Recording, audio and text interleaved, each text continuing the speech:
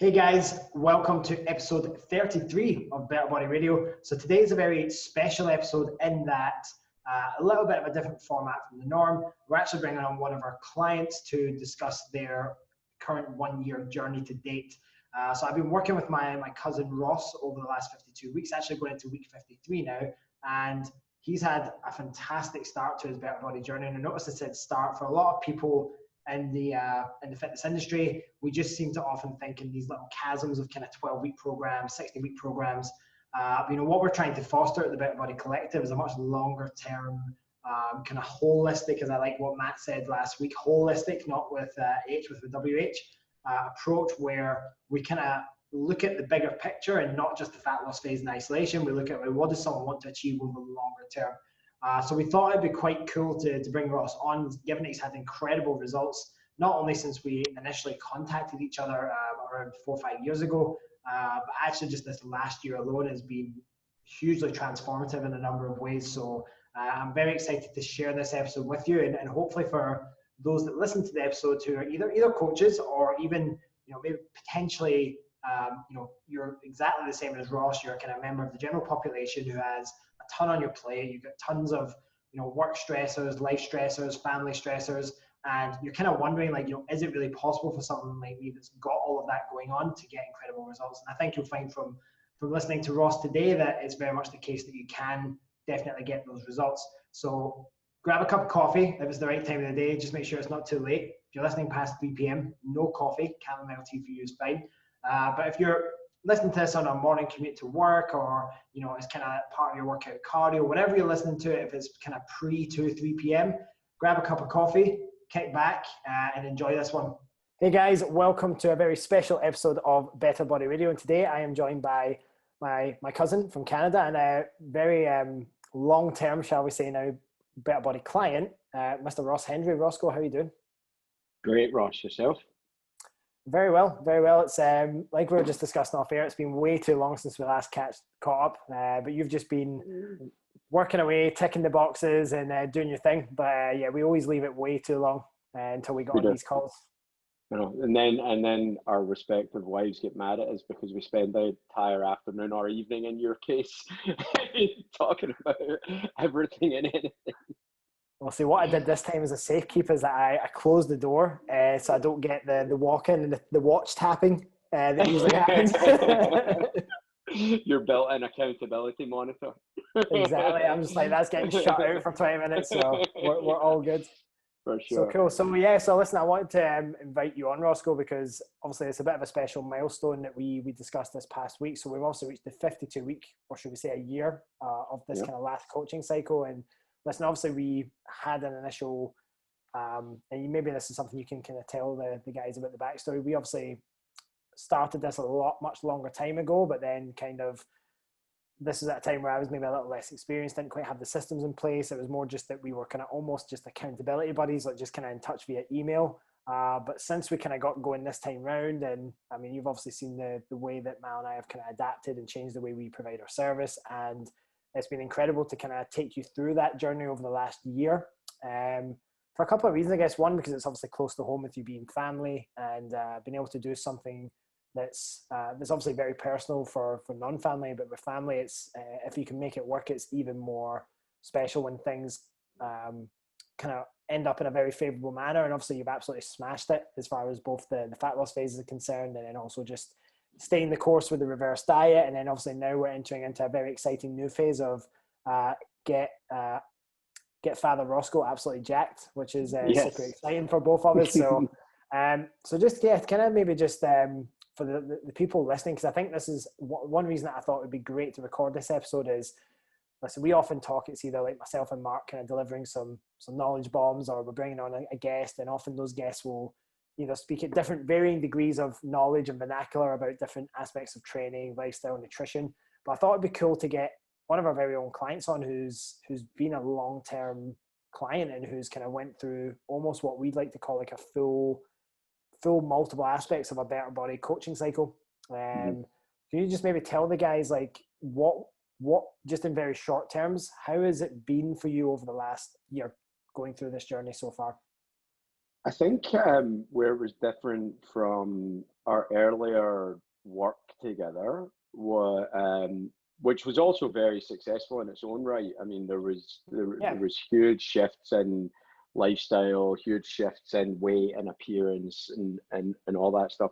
I think this time, um, it's funny here you talk about the fundamentals because that's what's changed for me this time. It was the real adaptation to the fundamentals that Better Body Collective give you in terms of nutrition, training, stress management, sleep. All those pieces had kind of came full circle on your side of the equation, and then on my side of the equation, call it serendipity or timing or whatever, you know, we started working again together 53 weeks ago now, Yeah. where I was just ready to accept that. And like I was in a part of my life where the children had grown up a little bit more.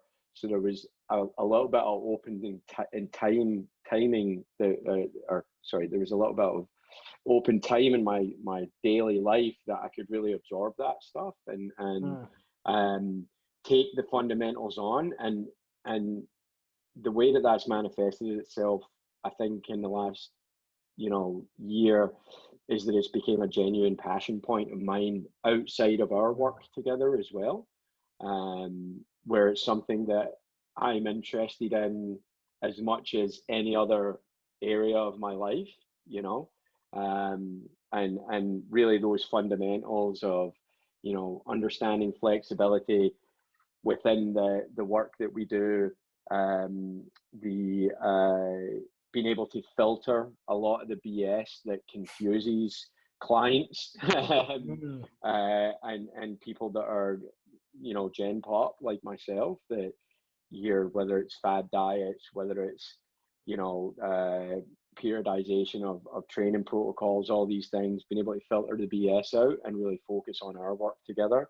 And then ultimately that's kind of led to faster, better results over a sustained period of time. So it was really a kind of coming together of, yeah, you had your stuff going on and you'd landed in a place, and similar my end a year ago, it was just like, we can actually take this up a level now, and I think that's where we are now, right? 100%. And it's funny, 2 points probably to pick out of that there was, I think, the biggest thing, well, there's been many shifts, both physical, mental, so many shifts that we've had in this year of coaching, which has been super excellent to watch. I think one of the things that I've noticed as well is, like, you were always so big on communication even before as well. And as you came into this time round, you've learned to, like, ask better questions. And it's not that any question is a bad question, but you're just such a more informed consumer of fitness, of what it involves. And the questions you ask me now, they're not rudimental things anymore. It's very much a case of, and this brings me to my second point, it's the stuff and the type of clients that we're almost starting to attract now is we're starting to attract a lot more people like yourself. It's like the people who have, right, well, I've kind of been through the mill with this stuff now. I'm familiar with the gym. I can understand that energy balance is pretty important. I understand that I need to kind of get food quality right. Maybe that sleep's quite an important thing that I should probably pay a little bit more attention to, that stress management thing. And so, like, a lot of the clients that we're starting to work with have kind of came about from, like, stories like yourself, where people have seen, like, dad of kids and, busy job and, living in a different country, and, oh man, like, how could he have went from over 100 kilos down to where he is now? And people are very inspired by those type of stories because they actually hear people like yourself explaining, well, actually, I was actually in a way worse situation than you are now, yet I've had to go through quite a long journey to get there. But the thing that's been really, really interesting is that when we met each other, or when we kind of initially started working together those 4 or 5 years back, we were both, like you said, we almost met each other exactly at the right times. I was at a certain stage where, like, maybe if I had been where I am now when I met you back then, it might have been too much. It might have potentially been too much, too overwhelming, or this is too advanced, or you're not quite meeting me where I am. But we met each other kind of right at the right point. And then it was the same further down the line. We met each other again at a point where, well, actually our kind of belief systems, skill sets, and what it is we're offering really aligns really well. And so I think for anyone else that's listening to this thinking, oh, well, is this something that's suitable for me? Like if I listen to Ross's story over the course of this podcast, is this something that maybe I should be starting to consider? Well, if you're someone who is no stranger to diets, to the gym, to essentially putting in the time and effort, maybe not quite getting to that next level, the results you're wanting from this, then yeah, that's definitely the type of person that we're liking working with nowadays. Yeah, and I think with the level that you guys are at now as a team of coaches and a business, I think you're probably right, Ross. I think that maybe 4 or 5 years ago I wouldn't have been ready. I mean, we had twin girls that were a year old at the time. I had a very different job at the time that had me in an airplane to various parts of the world. And you can put things in there to work around that. But when you really want to take it to the next level of commitment and accountability, it's very hard when you've got two little ones that wake you up twice a night. So your sleep's going to go down. So your recoverability is not going to be right. You're on and off airplane. So yeah, you can time your sessions for when you take off and when you land a lot better, but you're going to a hotel gym, you're flying to Australia, you're losing a day here, a day there. So, I think that's a great point. I hadn't actually thought about that before, but yeah, maybe it would have been too much 4 or 5 years ago when the girls were a little bit smaller. My life and my world was different. I think that immediately upon embarking last August, there was because we had done the earlier work though, the groundwork was laid. Like there was no shock to the level of commitment that it requires in the gym, out the gym, in the kitchen, out the kitchen, getting to bed at the right times and all the rest of it. But I think that as long as there was that communication there that allowed you as the coach to flex and bend the program around what was going on, whether it was a Christmas break, whether it was a weekend away with the guys, whether it was a holiday with the kids, having that flexibility and that ongoing communication really allowed me, I don't feel like I missed out on anything, which I think a lot of the things that we read on non-expert level, training and nutrition, social media, I think a lot of the things, it's almost like you're sacrificing something. You have to give up this in order to get that. Whereas I mean, one thing I could say over the last 52 weeks, I haven't once felt like, I'm giving something up. In order to make progress, I'm giving something up. I feel like the program has kind of just sits over the top, or actually more underneath my life as a foundation for the way that I live my life and how I want to conduct myself kind of on a daily basis to anyone that I meet, regardless of whether it's to do with the work that we do together or somebody that I work with in my professional life, right? Yeah, that's such a good point, because I think why the changes were able to be so significant for us in that, especially that initial couple of fat loss phases, it was that, and we use this term often, is it's the kind of ladder of priorities. I think for you at that point in time, it's just that your health and fitness was able to be a top 3 priority. And I think the people who do really well in this, like we can't, there's no sugarcoating it. Like some people, it just isn't a high enough priority to see the level of change that they're looking for and the level of results. And that's not necessarily it's wrong that's not the case for those people, because it just is what it is. But I think for you, like, you said it kind of sat on your life and you didn't feel you needed to make much sacrifices. For some people, it is the case that they may have to make some sacrifices. It's just whether it's a case of whether you're ready to do that or not. And if you're not, then you can't expect results for the work you didn't do or for the sacrifices you're not willing to make.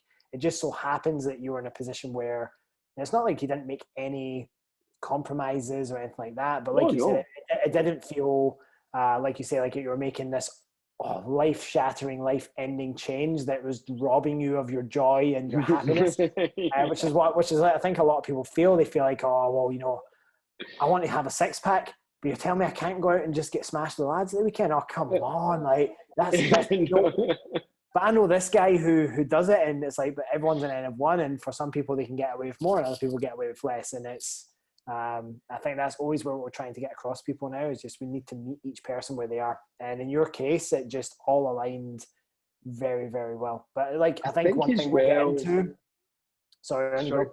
I think as well, the fact that, you know, and this is something that stands true regardless of the individual, if they take their life's work seriously. I think as you've moved into working with the rest of the coaches at Better Body Collective and you've got that group, that's actually benefited me as well, because I hear things from Mark, I hear things from Mal, I hear things from you, and I can follow that, and it just adds to that kind of base level of knowledge that I have. And that's then spun on to other coaches that you guys are aligned with in terms of principles, that, like, whether it's Simon, you know, Johnny, Kirsty, etc. So all of a sudden, like, where my Instagram feed may have been filled with sports highlights a year ago, it's now filled with these things, these little nuggets that are more thought inspiring, and like allow me to ask better questions, because that's an investment of my time as well, right? I'm investing Yeah, that time into myself, even when I'm doing the scroll up on Instagram. That's still a reinvestment. So I think across the board, it's just, yeah, it's a bit of serendipity, but it's also like a well-suited timing for both of us. definitely. Now, I want to dive into, we kind of spoke about this off air initially, what the format of this podcast would be is we're almost treating this like, so Ross will know this really, really well. We kind of have this weekly check-in process that we do with clients, and there's some key questions that we kind of ask as we go through that process for them to kind of detail us and let us know. And I'll just, I'll start from the top, but some of the stuff we'll get into will be like the wins, some of the challenges you faced. And I think the challenges section in particular, when we get there, a lot of people might look at, say, for example, the photos and the progress that I've been sharing over social media, and they'll probably think, oh, well, he probably has this lined up and it's probably easy for him and da-da-da. And I think it'll be super interesting when we get to the challenges, what people don't realize exactly what you've been through, especially in the last kind of 6 to 8 months. But we'll get to that. So we'll get there in a moment. So let's start at the top. So usually when we start off any weekly check-in, we've obviously got all the data, we've collated that, we've taken time to analyze that, all your stuff like your calories, your macros, time you went to bed, time you woke up, sleep quality, how you felt. Not going to bore people with every single metric, right? But the key thing is we cover all of that. But then one of the key parts of the check-in process is right at the bottom of that form. It's like got a bunch of different questions and sections. And the first question we always ask clients is just tell us about your week. Okay, and I actually kind of look forward to when people write proper mini life stories in there, because I like to know, like, just tell me what's going on in your life at the moment. And usually we then give some prompts there, right? Okay, well, tell us what was maybe something significant around the nutrition side, around the training side, around the lifestyle side of things. How are you feeling? Anything out of the ordinary? So as far as you were to kind of take that, instead of a week, think of this as like a year. How would you summarize the nutrition side of this past year in general? Amazing. All right, done. That's it. Yeah, no, it has been amazing. Like, so a couple of things to highlight for me. Again, in a pretty high profile job in terms of the industry that I work in, a high pressure job, running departments of 19, 20 plus people and whatnot. So when we were breaking we were breaking into our work and going through the fat loss phase. I think it was the biggest thing for me was understanding the flexibility even within a restricted calorie fat loss phase. I remember you and I having a conversation, and it was like, and it sounds so simple, but it's actually not until somebody tells you. Like, if you're struggling to get your carb macro right, for example, right, there's really easy ways you can do that. And I'm talking to the listeners here that are Gen Pop, just like me, because I'm not a trainer or anything like that. I'm just a normal dude, right? How about you just pre-batch some rice and scoop from that exactly what you need, because there's no fat and there's very little protein in it, and therefore you can nail on your macro, your carb macro, by just utilizing that very simple technique, as opposed to worrying about it like I would have done in the past, where it's like, well, is this like a medium banana or a large banana? Like, how do I, like, I don't have a scale on me, so I don't know how to track this on my fitness pal or whatever. And then I'm going to go outside of my targets, and oh God, does that mean, that things are going to be all thrown off for the week? And as you get to understand your body and how it responds like that, when you're really committed to something, these are the things that are going through your head, because you want to knock it out of the park, right? You want to hit that number bang on. And so just those simple techniques like, okay, protein. Well, we know that chicken breast, boneless and skinless, has a really good protein content with 0 carbs and very low fat. So you can apportion that then, or a protein powder, right? A whey isolate or whatever. You can apportion that to like really nail on your protein macro. And then if you use rice as a side dish, for example, or veggies, you can apportion those appropriately to really hit your carb macro. And then you're taking out all the room for error. So in terms of nutrition, I would say that it was a learning curve in the first kind of 8 weeks, that I wasn't learning how to respond to a restricted calorie diet, because I knew that was the commitment I had already made.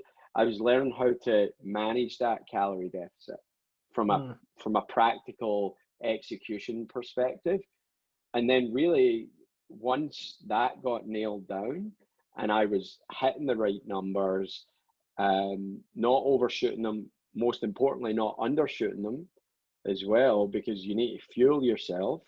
I think after that kind of first 6 to 8 weeks, that's when we really started seeing a lot come together, both nutrition wise and training wise.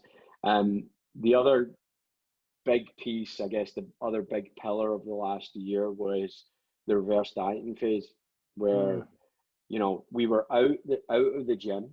We were on lockdown for 5 months here in Canada, couldn't get inside a gym, and you and I started adding calories in, and now it's like, damn, I'm at 3,000, just under 3,000 calories on a training day. It's like, damn, this is good, but the great thing about it is that you've established these fundamentals in a fat loss phase, so you can really have some fun with it as you reverse diet up the way, right? Like, you can throw in a slice of cheese, or you can have a hamburger, because it's just second nature at that point, right? So although there's a scientific approach and reasoning for why we reverse diet when we do, it's also, at that time, you've underpinned the fundamentals that you need to manage that appropriately as well, right? So I would say those two are the biggest things, just those little building blocks. And I wish that somebody had said it to me, right? Like, listen, dude, just cook some rice and take what you need to hit the number. It's easy. Even if it's a couple of spoonfuls, you're then going to perform better in the gym. You're going to sleep better. Your numbers are going to be better, and it's breeding that consistency, right? So I would say that and the enjoyment of the reverse diet has been my two biggest things from a nutrition perspective.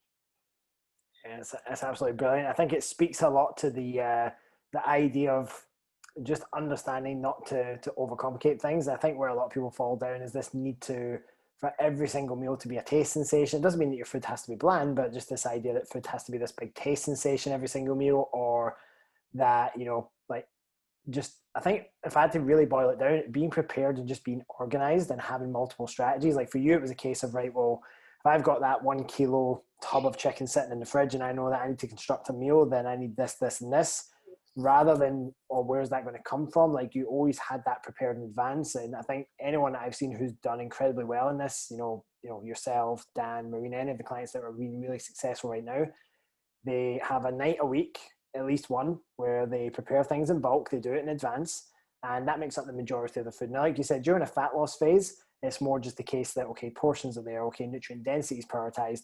But even when you start building up, it's not that that food completely changes. That sticks around. Like, that's still the base. It's just that, like you say, you might chuck a bagel and jam on top of that. You might chuck in a cheeseburger at the weekend, or some ice cream, or whatever else. Dairy milk. There you go. There you go. And so whatever it is, you're just chucking those things in. But I think the problem is that a lot of people look for the flexibility before they've learned the rigidity side of things as well. Yes. And I think the word rigidity almost gets given this big kind of, oh, rigidity is evil. Well, it's rigidity, but within a flexible framework. It's just understanding what's the context and what's the goal. If you're just starting out a diet and you've never tracked calories and macros before, chances are you don't really need to be overly rigid with your approach. You can just really learn how to portion things down, learn how to just understand what foods constitute, what's their value. And then as you get more competent, as you get more comfortable with that idea, you do what Ross did, and you can start, okay, well, I'm not going to allow the dairy milk to creep in. I'm going to keep it really dialed in, and we're going to keep it because we know what the goal is for this phase, and it's just a short-lived thing. It's just for a few months. Yep. And then, like you say, that reverse dieting phase, like you touched on, it's such a breath of fresh air for a lot of people, because most people are so used to dieting and then just going right off the wagon and either ballooning up to where they started or worse, right? And so being in a position where you can be like, no, hold on, partner, take it easy, slow down. Let's just take our time here. Let's just really do this in a measured way and really see how this fits in. Because the problem is as well, by the time most people get to the end of their diet, it's not a habit yet. And actually what that reverse diet often does is allow you to really nail down those habits, but you're doing that at the same time where more food's going in. And that's so magical as well for people on a psychological level. Never mind all the really cool physiological changes that happen, and people continue to get leaner for the first 4 to 6 weeks of the reverse diet, which just absolutely blows their minds, which is hilarious. But yeah, I think you absolutely hit the nail on the head. So I think for anyone listening who has just fed up and of spinning their wheels, not wondering like, why can't I just seem to sustain my results? Well, there's a way to do it. There's definitely a method to the madness. Roscoe, just for the guys listening, just tell them a little bit about, because obviously one thing that we've spoken lots about, and it's always something that's in our weekly tracker, is the sleep and the stress management side of things. What are some of the key things you've really like are become non-negotiables for you as far as that side of things goes? Yeah, I actually, and I guess this speaks to our previous point about being really ready for this particular phase of our work together over the last year. I actually took the heavy data approach, which I love because I kind of live like that anyway. But then started adding in, as you know, my own things around, building accountability into not just sleep and data entry of sleep and making sure that bedtimes were right and all the rest of it, but actually adding in like, okay, every night I'm going to do 10-15 minutes of stretching, because mobility was a real issue for me, right? I was tight all the time and all that. But then, and I'm sure we'll come on to it, there was some other things happening in my life where I had to really focus on mental health as well. And so there was a 10-15 minutes of meditation at night as well. So having those adjacent to bedtime got me into a routine a lot easier. Now, I would say that my biggest opportunity as we go into the next 12 months is probably improving sleep, getting to bed a little bit earlier and whatnot. But certainly things like, okay, I'm coming off electronics, half an hour before I want to get to sleep. And maybe I'm reading a book or something like that as well, but I'm doing my stretching, I'm doing a little bit of meditation just to calm the mind. That's setting me up. And it's, again, the data doesn't lie. When you see kind of your sleep quality improving over a year period, that's a pretty powerful indicator when you've entered your sleep data 365 days in a row, right? Which some people will be like, oh, that sounds like a lot, but it's pretty easy to do. It's 5 numbers you put in. I remember when we started, Ross, my sleep efficiency using the exact same app and the exact same technology was down around, I'd be lucky on a really good night to hit 75% sleep efficiency using the app that I use. Now, I'm regularly hitting 87 to 90. Yeah. My time awake as a percent during an evening session, a sleep session, is routinely 6 to 8%, you know, like single digits. My REM is very stable. My light and deep sleep is an equitable split, which I believe to be healthy. And more so than that, it touches on every other facet. So I feel better mentally. I perform better in the gym. I'm more agile mentally at work. It actually annoys my wife a little bit because I'll go to the gym while everybody's still sleeping. You know, so I'm up the first, I'm out the door, I'm done my training for the day, and I come home, and I'm like sprightly when I walk in. I'm like, "Morning, girls." Yeah. My wife isn't a morning person. She's like, "I've not had my coffee yet. Stay away from me." I'm like I'm giving my kids like daps and high fives, you know, like. But you reversed that back a year ago. And even you know, 9-10 months ago in the heart of the Canadian winter, when we're getting 7 hours of sunlight a day max, you know, that stuff really matters. And so again, commit, right? Like, you know, you're being told this is the outcome, that if you manage this part of your life, then you're going to perform better, you're going to, you know, feel better. And so for me, that was a big thing, to actually tracking it and then putting those little pieces around getting to bed to improve the quality, just increase recoverability, and frankly, it made me feel better in the mornings, you know. That's brilliant. That's brilliant. So I think that allows us to segue nicely on. So if we were to like kind of take those are the main kind of, I suppose, feedback points we'd get at the start of a check-in. But say we get to the next part, which is tell us a bit about what your big wins were for this week. I would say so if we take that for a week, let's make that, obviously I said that this week there, and I'm just so used to saying that. Tell us what your big wins were. But look at that on a year. If we had to take that one big win that you had across the year, what does that look like? I would say that the biggest win that we've had is the establishment of, I think I've got an above average working knowledge of the fundamentals now. And I think that's completely down to the program that you guys conduct at the Better Body Collective, right? Like the way that the client syllabus, call it, is taught, the data that you are accountable for. I would say that the building of that general knowledge base has probably been the biggest win for me. That's how I would feel about it anyway. Like, I'm now in a position where I can filter out a lot of the BS that's put out around nutrition, around training, and things like that, which even if you're super committed to a program and a client coach relationship, when you see other stimulus come in that is BS or is maybe just fantasy land stuff, it still distracts you, right? You're still like, look, I think now there's just like an automatic filter there where it's like, I don't even need to pay that any attention, quite honestly. So definitely the fundamentals. And then I think pre-COVID, and we're working back up to it now, I one of the biggest things for me was I was throwing up on a bench press. I was throwing up 225 pounds plus the bar for 3 reps, and I'm only 5'9", and at the time I was 165 pounds or so maybe like 73 kilos.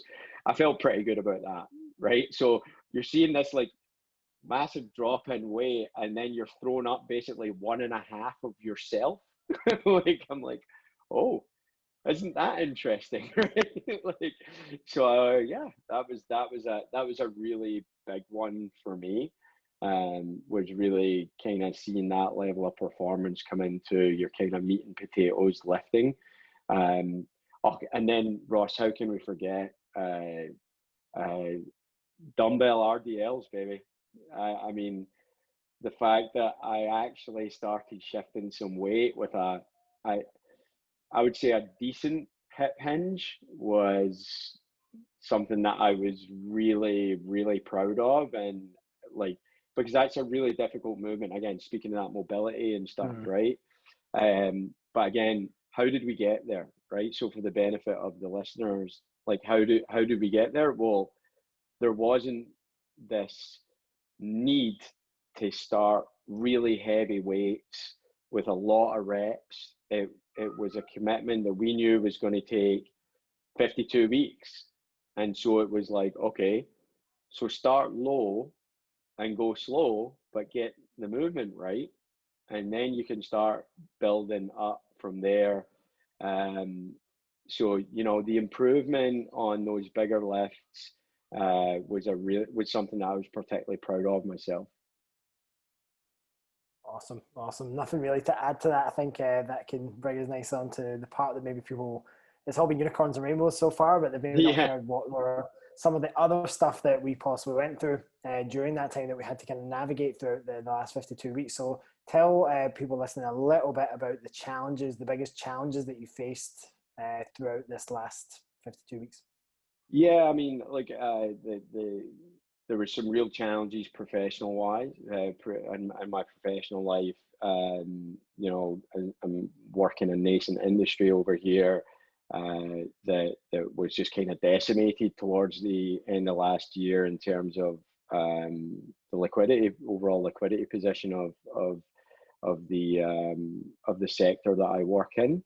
That ultimately, for the first time since I was 16, led to a period of unemployment because the company that I was working for filed for creditor protection, and ultimately I think it was around it was about 7 months that I wasn't being paid for, which also, well, 7 months that I was unemployed, pardon me. On top of that, we were dealing with COVID, and as I said, we have 3 little girls that were no longer going to school. We were basically sitting in our house, so I don't have a job. COVID hits, my kids are out of school and trying to adjust to that, and then actually one of my twin daughters she started getting severe migraines, and it was identified that she had a slightly abnormal cyst in her brain, and so we were dealing with that as well. And with that, she's only 7 years old, so you know she didn't really know what was going on. And she was struggling with COVID already because she couldn't see her friends and all that stuff. So I think the one thing that we kept saying as a family was that we knew that we didn't have it the worst, and we knew that we didn't have it the best. So that being kind of our North Star was a huge thing. But what I would say is that the work that we did together from a mental health perspective, and as well as a physical perspective, obviously that's an outcome. But I think that without the work that we were doing together and have that one thing a day that allowed me respite in training and allowed me to push myself just for me, was, I don't know that I would have handled it the same way that I would have if I didn't have that, because it allowed me to balance things as best as possible. Happily over the last 6 weeks, and again, call it the stars aligning or whatever, but you know, 6 weeks ago, 7 weeks ago, we get back in the gym. All of a sudden, I've got an amazing new job. My daughter's had our first couple of appointments with the neurosurgeon, and she's all clear. Basically, there's nothing that's super bad. There's some things that we need to address, but there's nothing that, you know, that's really bad there. So she's healthy. The kids are going back to school, and I don't know, it's just all came full circle right around our 1 year anniversary. It's pretty amazing. But as I said, I firmly believe that without having the work and being so in tune with what was going on physically, mentally, what I was putting into my body, etc., over that really difficult period of time, I don't know that I would have been able to handle it quite as well. It's such an interesting perspective. And I think the big rock to probably touch on there was the big thing that everyone's probably thinking that word was going to come in, the dreaded COVID word was going to come in there. And I think there's a couple of different ways that people reacted during COVID, right? Some people really kind of just went inwards and just either positive or negative. And then some other people, really just kind of either charged on it like, well, I'm going to take on new things. I'm going to really take charge of this situation. And other people went the absolute opposite way and kind of spiraled out, lost control. And certainly from my side, there's no judgment of that. Everyone handles these sort of things differently. It was very unprecedented, everything that happened. And I think one thing that I can speak to from, my clients that kind of stayed with the coaching process through that time was that for all of us, it was such a great, powerful piece to be able to have that weekly touch point, that connection. And for some of my clients that end up doing Zoom sessions via the computer, which for everyone listening, I can just tell you right now, was absolutely soul destroying. When you're a really hands-on coach and you really like being in person and really driving that session with kind of energy and everything else, when you're having to try and deliver a session through a screen, it was soul destroying. But you know what? For those that did do it, it was so important for us to do that, because that if anything came from that time period, the likes of us reaching out and speaking a bit more regularly, like we did during COVID, doing the weekly check-in videos, seeing some of these clients over the kind of Zoom sessions and having those touch points, it kind of kept everyone just, like you said, like I think that a lot of my other clients had similar feedback. They just said it just gave me something that was kind of in my control and a constant through what seemed like a really uncertain time. I think that's huge. And I think the thing is, if there was a message I would get for people to learn from your story, is you don't have to wait for a situation like COVID to happen for that to be the case. You can create your own control. If there's one thing we have under control, and one thing that COVID's taught us, is that our health is so hugely important to showing up as the best possible version of ourselves in every area of our life. And I think, like you talked about the last 6 weeks, things coming full circle, you were in such a good place to receive that, because you were in such a good headspace. You were kind of ticking the boxes, at least as far as non-negotiables for your health, for your wellness, so that when this opportunity came round, you had all the energy and full guns blazing to kind of grab it with both hands. I think that's been so cool to hear that as well. Yeah, that was the thing. I mean, it's a great point you made, and you kind of forget some of the things that you did, even though they were pretty monumental. I mean, at the beginning of COVID, because, dumbbells and things like that all sold out, so you're sticking to like resistance bands and stuff, like, that kind of training methodology, as I kind of started doing a fair bit of cardio around that time, which was fun, just for no other reason than I woke up one day and I was like, you know what, I'd quite like to be able to run 10 kilometers sub 40 minutes. And so worked on that for 4 weeks and then hit that goal, and that was kind of cool. So I was consistently running, sub 4 minute kilometer pace as I felt like it, basically, which was kind of neat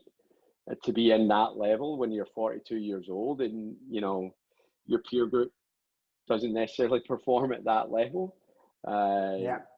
It's like that positivity, that endorphin that comes from that level of achievement is something pretty special. And then you find yourself in a situation where you're like, you know what, I think I'm going to run a half marathon today just because I feel good and I'm going to go do it. So there was a couple of times where, my list day, my steady state cardio day went to a half marathon level, and it was pretty cool, like, to be able to do that and achieve those things during what was like you said, what was a really uncertain time, that there were so many things out with my control, whether it was to do with the wider country and the COVID situation, or whether it was like my little one's health, where I was kind of helpless a little bit, right?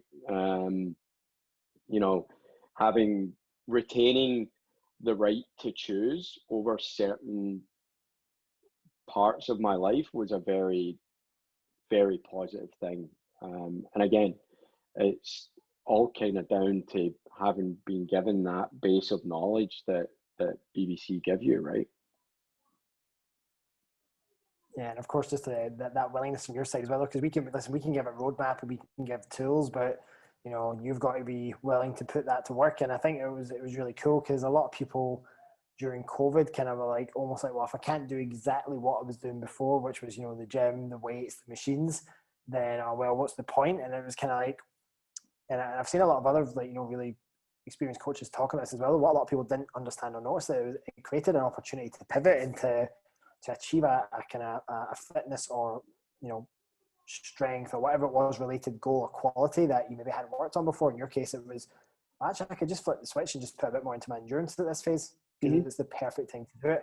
And so you just pivoted and went, well, let's do a bit more of that. And then you created what the listeners might not know is the rage cage in the basement.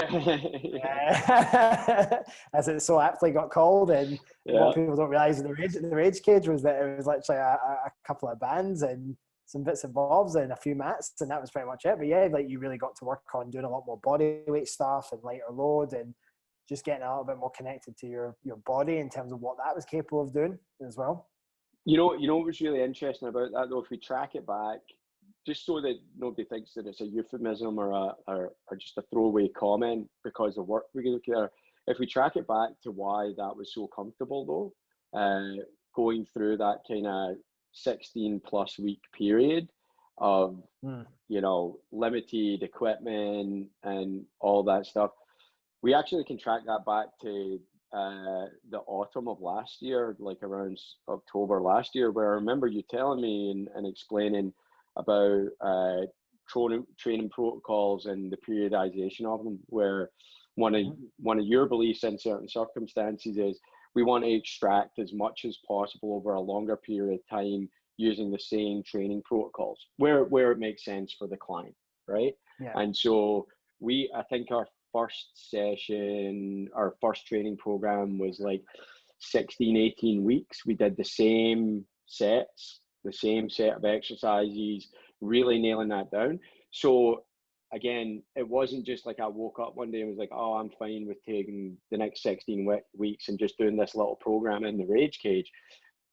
The reason that I felt okay doing that, and I didn't feel like, you know what, I'd like to do something different, or, you know, whatever, was because I already had the knowledge that actually, if you stick to something over a longer period of time, you're going to extract more and more out of it. And it's not until you reach like saturation point in that exercise or that movement that you might want to think about doing something else, right? And so there was actually a bit of knowledge that went towards like the rage cage workouts, right?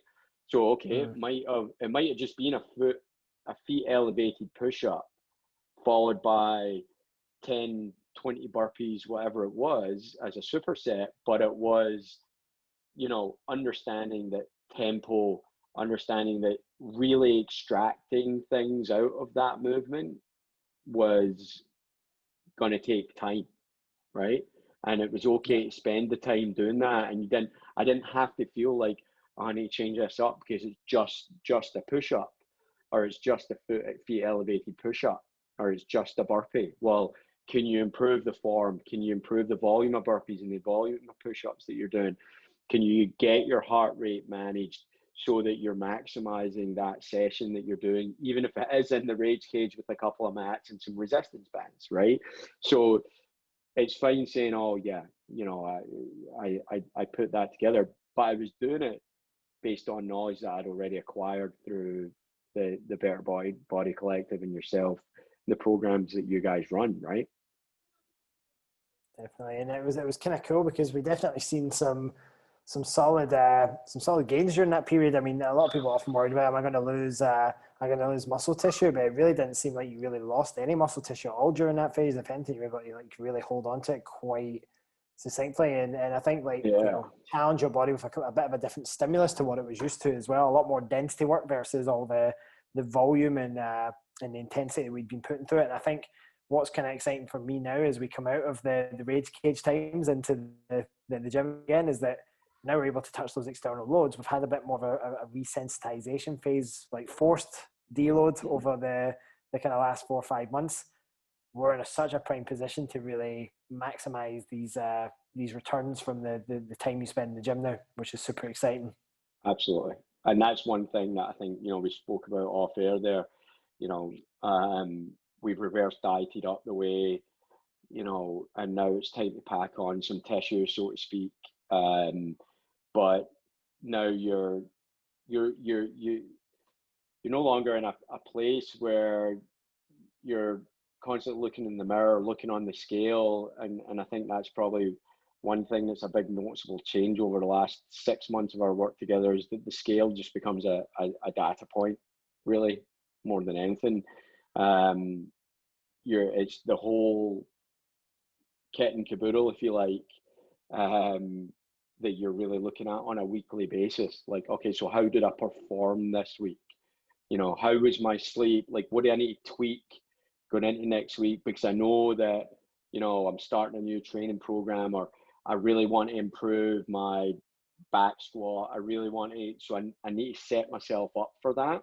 And again, it's having that knowledge base there at the bottom and understanding those basic fundamentals that then allow you to pre-plan in your own head where, all right, I know that I need to hit my nutrition. We know that it's going to be a consistent, right? But where's a non-negotiable this week? Like, I cannot be low on my carbohydrate intake on Saturday, Sunday, Monday, because Tuesday I'm going back to that barbell squat and I need to make sure that I've got enough like fuel in my system to really nail that movement, so it becomes like that self-fulfilling prophecy that we always talk about, whether you're looking at it from a good side or a bad side. Definitely. I think it's so refreshing to kind of hear you deliver this message, because it's seeing that you've now got the ability to apply context at the right time, which is key. And I think often too many people look at the fitness industry and the results people like yourself get is it's this constant like restriction, and in reality is it's anything but. Like, it's getting to a point where you really call the shots. It's just that we understand that certain goals come with inherent both pros and cons, sacrifices and positives to them as well. So I mean, it's awesome to be in a position that we are now to be able to kick on and build the dad bod 5.0, as I was saying off air. That's right. Cool, Roscoe. So listen, I don't want this to drive on too long. We're going to try and keep it somewhat short and sharp. But what I will do is we've kind of covered some of the main, I suppose, check-in points we'd cover in a weekly check-in. So one point we'd normally cover would be your 1 to 5 key commitments for the following week. So what I'm going to do is I'm going to flip that a little bit. And given that we're kind of looking at, okay, well, cycle 1 was kind of a year. But if we're looking kind of to the next year, what we're kind of looking to achieve, and what are some of your kind of own commitments to yourself, or what are the things you're most looking forward to trying to achieve this next coaching cycle? Call me boring, right? But I just want to maintain the level of consistency that I have done over the last year, because to your point the other day there when you were doing my weekly check-in, we're now in a situation where I can essentially do what I want. So if I want to drop fat and get absolutely diced, I can do that. If I want to, maintain, nutrition protocols as they are and pack on some tissue, I can do that. If we want to do both over the next year, we can do that. If I want to run a marathon, we can factor that in. So I'm in a really good position. And I think, as we were speaking about off air, I think in the lead up to Christmas over here, my goal is to pack on some more tissue. But that's only going to come through the same level of consistency and the same level of commitment that I've shown over the last year. And then if we go into a fat loss phase in the spring, so that, you know, I can strut around my swimming pool with a, you know, jacked up rig, as you would say, then we'll do that. But the one non-negotiable for me is the same level of consistency and the same level of commitment to you as my coach, to the team of coaches that continue to improve the knowledge of their clients at the Better Body Collective, and the way that you guys deliver those protocols across the whole gambit.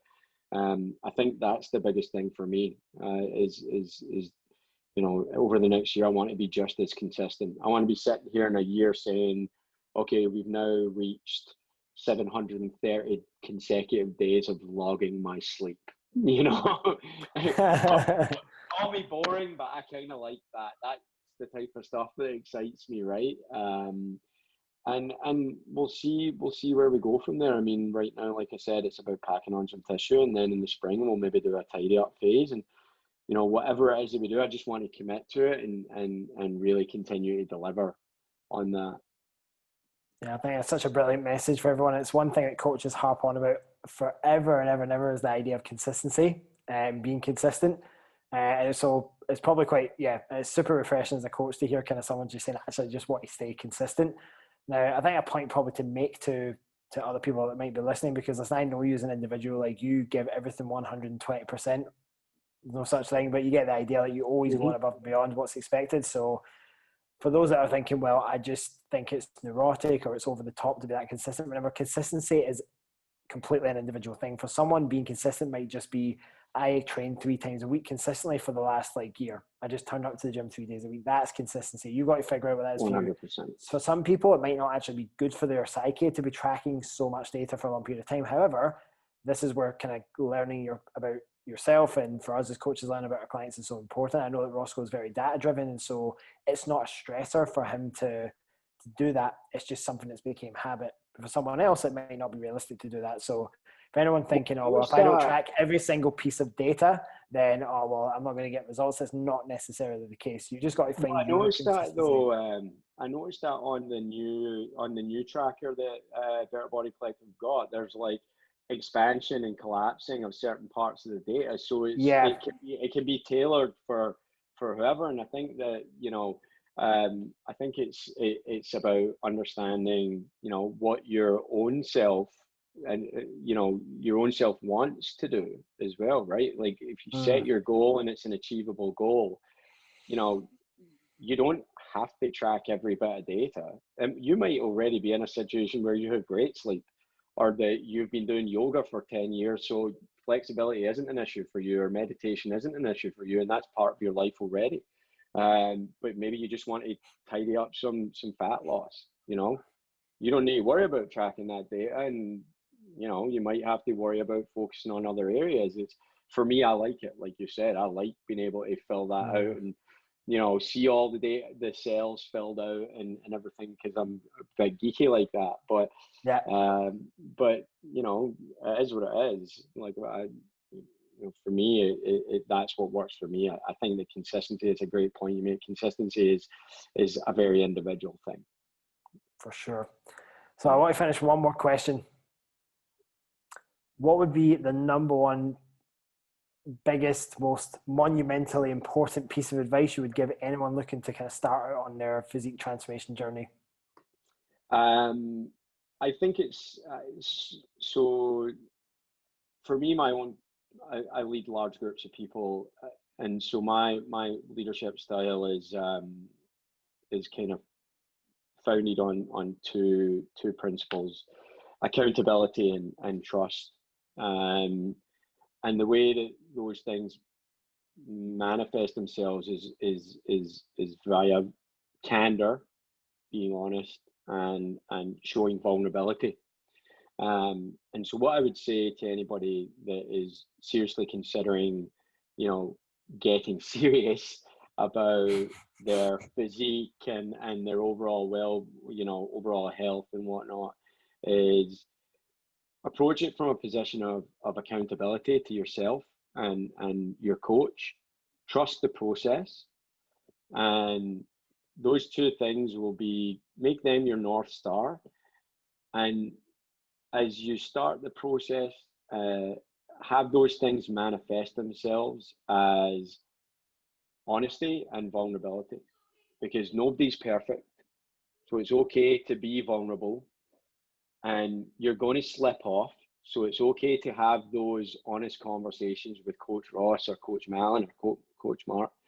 And if you maintain those pieces at the bottom of trusting the process and being accountable to yourself and the goals that you want to achieve for yourself, I don't know that you can go wrong. I really don't. That's what I would say to anybody that's really starting it. Trust the process, be accountable, show it by being honest and being vulnerable, and I think that you won't actually believe it. It'll get to a point, 12 weeks in, where you'll wonder why it took you so long to do it, frankly. Do you know what? I think that's a perfect way to finish things off. Nothing really else to ask.